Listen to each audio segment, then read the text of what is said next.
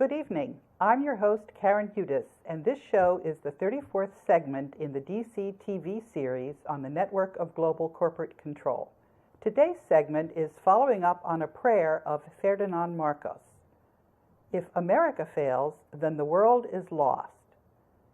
At the end of World War II, Ferdinand Marcos, who was the lawyer for José Rizal, who was the superior general of the Jesuits at the time, put the world's international monetary gold reserves and other wealth into a trust for the benefit of humanity for 50 years.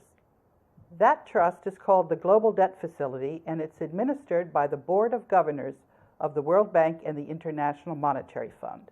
The Board of Governors is 188 ministers of finance and development. I'm the lawyer for the Global Debt Facility. The Federal Reserve does not have the United States monetary gold reserves, and neither does the U.S. Treasury. The Global Debt Facility has put liens on the Federal Reserve in the 11 states where the Federal Reserve banks are located. That's because the Federal Reserve is bankrupt. That's because the Federal Reserve has actually issued over $200 trillion back in the 30s, and those bonds, they're called Treaty of Versailles bonds, they've been compounding interest. They're now worth over $2 quadrillion. So we don't owe the Fed money on country debt.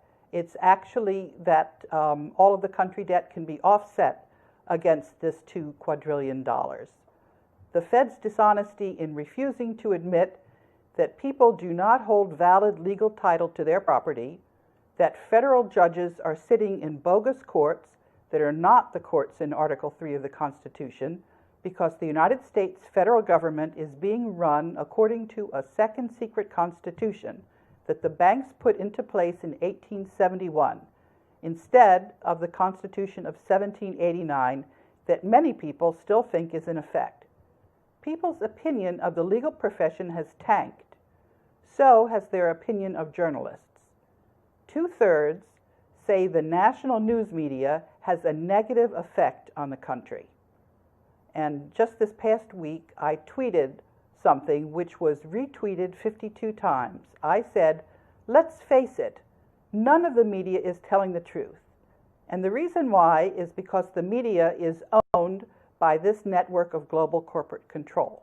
We know this for a fact because 3 mathematicians at the Federal Institute of Technology did an analysis of who owns the 43,000 companies on the capital markets, and they found out that it's actually all one company. This network of global corporate control is really one single conglomerate. That's because the board of directors of these companies have the same people on them in interlocking. It's called a bow tie arrangement. It's a very interesting study. I would recommend that you read it. It's been published since 2011, and it's really quite extraordinary that this has not received more press coverage. That's because the media, as I said, is bought and paid for by the network of global corporate control. No government has challenged